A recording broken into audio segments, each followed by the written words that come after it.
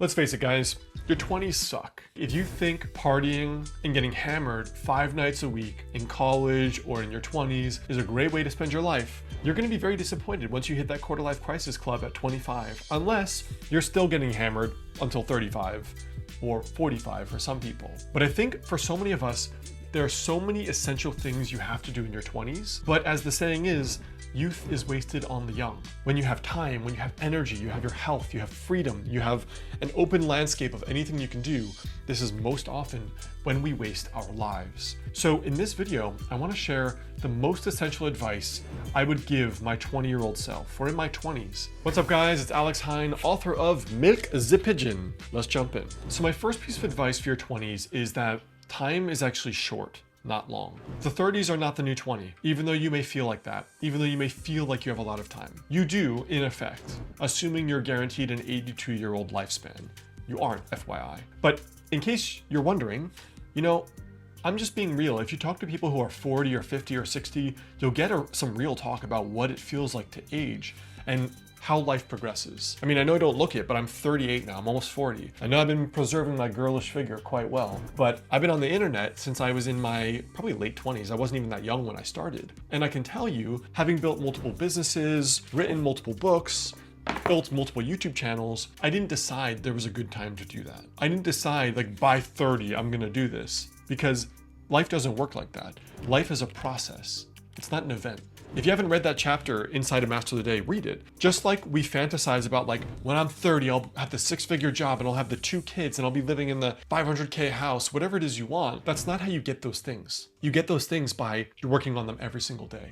I didn't plan that by a certain age, I'm gonna write books. I got the idea for the book and I sat down the next day and started writing. That's actually how your life evolves and grows. And so the problem is you have a fantasy when you're young that life is long and you're young. And there is, relatively speaking, that truth. But as you start to age, you know, you'll see friends die, you'll see friends get sick, you'll see the dreams you wanted just go by the wayside because you weren't taking action. And other people who were taking imperfect action ended up living that life and living those dreams. Now, my second thought here is, well, what do you focus on in your 20s if life is short? And I have a very simple answer. There's a quote from Freud that I'd have framed on my wall for many, many years. And he says, work and love, love and work. What else is there? Now, I internalized this because when I realized that the things that gave me the most happiness in my life, purely happiness, forget success, purely what made me feel like my life was worth living, was doing work I cared about.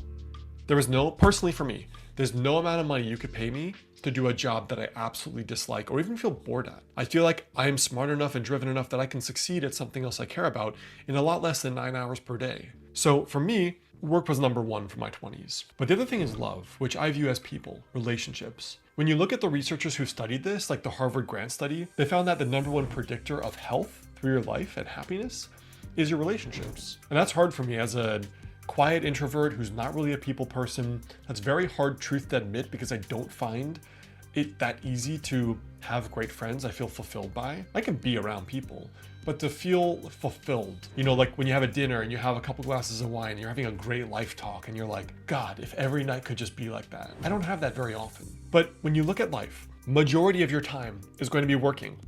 Let's call that 8 to 6 with a commute. So you should figure out your work life first, in addition to love. Those are going to make up the bulk of your life, so make sure you nail those and spend a lot of time thinking about those. Now, one of the hardest parts of being in your 20s that I struggled with the most is the feeling of feeling lost. I mean, that's why my second book, Milk the Pigeon, is called A Field Guide for Anyone Lost in Their 20s. Now, I've put together a journaling worksheet right below this video that will help you figure out how to get unlost in life, figure out what you want to do, figure out the path forward, and figure out really what is a clear direction to go in so that you feel excited, on the right path, as opposed to where is even the path. So you can check it out, it's a link right below this video. It will ask you some questions and has a free email series associated with it. Now, my third thought here is you should really focus on alignment. You know, when I was thinking about trying to find work I loved, part of that journey involved me moving to China when I was 24. I booked a one-way ticket, I lived in China for a little bit over a year. Ultimately, I now became a doctor of acupuncture and Chinese medicine. And part of this was this quest to try to find work I loved. Because, you know, my first job in my 20s was as a teaching assistant in a high school in New York. And then from there, I worked like a boring marketing job that wasn't hard and it was pretty easy, but I was getting paid like 16 to 20 bucks per hour, and it really wasn't that fun. And I just felt, with all this wasted time during the workday, if I just had like 4 solid hours to work on my own business, I could probably make 40K. So why don't I just try to build my own business? So it was around that time when I realized you can always fall back on safe, secure jobs that don't require that much advanced training. Because that will always be there for you, you should take a chance on what you love. And I view alignment as doing what you love. And the easiest way to think about if your work is aligned is it's fun now. I'll say that again. The easiest way to think about if your work is aligned is your work is fun now. Majority of writing this book, I found fun. I'm having fun right now shooting this video. And while there's other stuff that I dislike, the process of creating this content is fun for me. So alignment is finding what work is fun now. And the reason that's so important is that you're always going to do your best work when it's work you care about. Think about a project you've done at home, whether it was a crafts project, building a little house for your cat, cleaning up the yard, planting a garden. The things you loved, you were a perfectionist about, right? It gave you energy, so you spent more time doing it. You were interested, so you spent more time learning it. You're going to crush the competition if it's work that is aligned and if it's work that you actually love. So view alignment as your absolute top main focus for finding work you care about.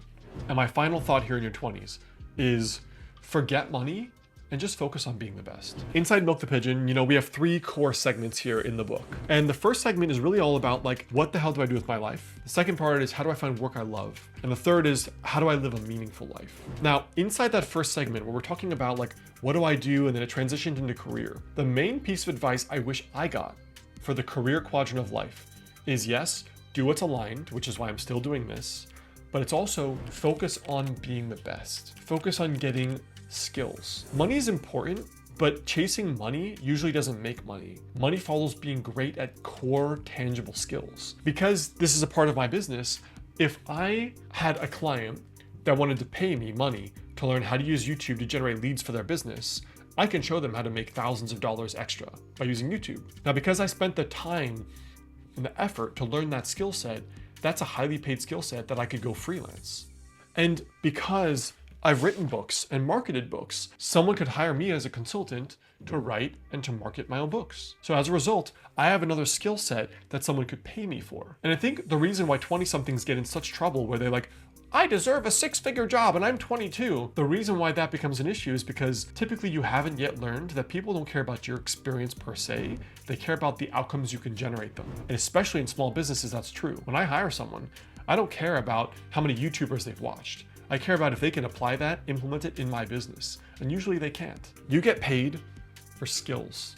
Skills are what pay the bills. What I would highly recommend is forget about money and focus on becoming the best at a couple key skills, because that is the way you work your way up that food chain of making 100K or 200K or 500K is by learning skills and trying to be the best at those skills. So let me know what you guys think. Leave a comment down there below. Let me know, like, what is the main struggle of your 20s? What are you working on? What are you excited about? Let me know if this video hit you, because as a guy who's almost entering his 40s, shocking to say, this is what I wish I knew. If someone said, Alex, what are the 7 best books I should read in my 20s that will change the direction of my life? Besides this one, guys, I have another video right here I shot on what those 7 exact books are. So make sure you check that out.